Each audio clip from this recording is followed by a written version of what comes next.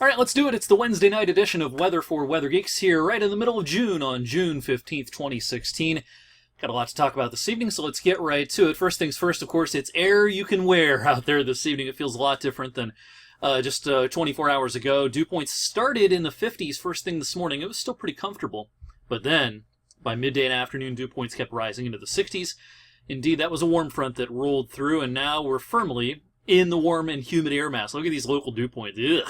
70 in Zanesville, 68 Columbus, dew point 73 over towards Lima. Now, it's kind of looked like rain from time to time today, but we've had very little, if any, in most spots, and that continues to be the case this evening. Now, that said, we do have one lonely shower when I recorded this at 7:38 over into parts of Portage County. This is north of I-76 up towards the Turnpike. No lightning detected at the moment with this. There was a little bit of lightning earlier on, and this is generally tracking southeast. So if this were to hold together, which is still kind of, a question mark, this is kind of aimed towards Newton Falls, maybe Mineral Ridge, Austintown, eventually. But I'm not quite sure this is going to continue for much longer. It may eventually kind of die off. That's the exception. The rule is dry weather this evening. Unlike our friends to the south and west, still some severe thunderstorm watches out. Dayton, Cincinnati, heading back towards Louisville and into down towards the boot heel of Missouri, and a little tornado watch out up towards Green Bay and Milwaukee in Wisconsin. All right, here's our high-resolution radar future cast, showing us what the radar should look like as we go through the overnight. This oftentimes in the warm season overdoes it with the coverage and intensity of cells, and as you can see, that's true this evening as well. There is not as much on the radar as it thinks there is, but nonetheless, stray shower, maybe stray thunder shower over the next few hours. Then the rest of the night does look dry. Dry as you get up tomorrow morning, and then I think rain chances will start increasing again as we go towards the afternoon. We'll talk about those hour-by-hour rain chances in just a second. Again, tomorrow starts dry, but I think the most active part of the day is easily the afternoon.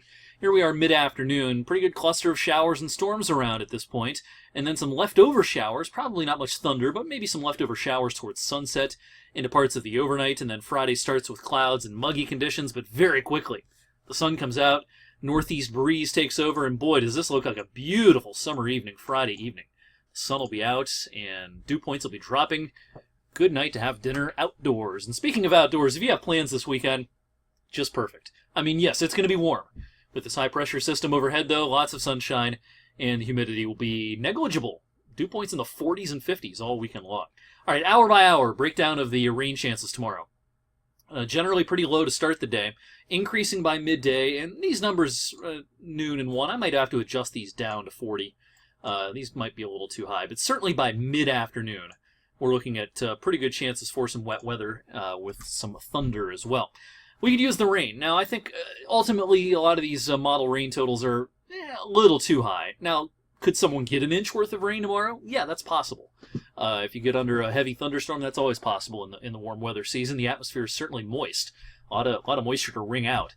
But generally speaking, I think most places will come in under that. And even if you cut these in half, if you half these rainfall totals, it's still good stuff. We need the rain. It's been pretty dry over the last 3 or 4 weeks. All right, let's talk about the possibility of severe weather tomorrow. One of the things we look at when we're assessing how high in the sky thunderstorms can get, how much rain they can produce, and certainly how what the potential is for strong to severe thunderstorms, is CAPE, Convective Available Potential Energy. It's the atmosphere's potential, if you will, how much energy is available for the atmosphere to create some storms, and these numbers are pretty impressive tomorrow across eastern Ohio. We're talking about, in some of these kind of reddish purple colors, up to 3,000 joules. That's the unit that joules per kilogram, the unit of this indice, convective available potential energy. That's pretty high. Now, this is the NAM model, which oftentimes overdoes the CAPE a little bit, but even, again, if you cut those in half, that's still 1,500 joules of CAPE, and that's certainly enough to get thunderstorms going and certainly enough to produce some pretty strong storms. Right now, the Storm Prediction Center has the highest risk, if you will, even though the word is slight, but when, in the purpose of comparing the risks, the highest risk is south of Youngstown right now from the Storm Prediction Center. I guess I wouldn't be shocked if they pulled this slight risk area in the yellow a little farther north as we go into tomorrow morning. We'll see about that. But I do think overall the highest risk is south of Youngstown, but I think the risk is high enough to warrant probably a slight risk area in the yellow up into more of our viewing areas. So stay tuned on that. All right, the weekend looks beautiful. Talked about that. Monday now looks like a dry day because the front's going to be a little bit slower. And I've got 88. I wouldn't be shocked if we had our first 90 of the season on Monday. And it's not going to be all that humid, but it's going to be hot and a little bit breezy. That's going to be a steamy one. Our front's on schedule to arrive on Tuesday now. This is Tuesday, midday and afternoon. This frontal timing could be pretty important. It may be favorable for some strong to severe thunderstorms on Tuesday. We'll figure that one out as we get a little bit closer. So stay weather aware tomorrow. We're going to keep you updated, of course, online and on air.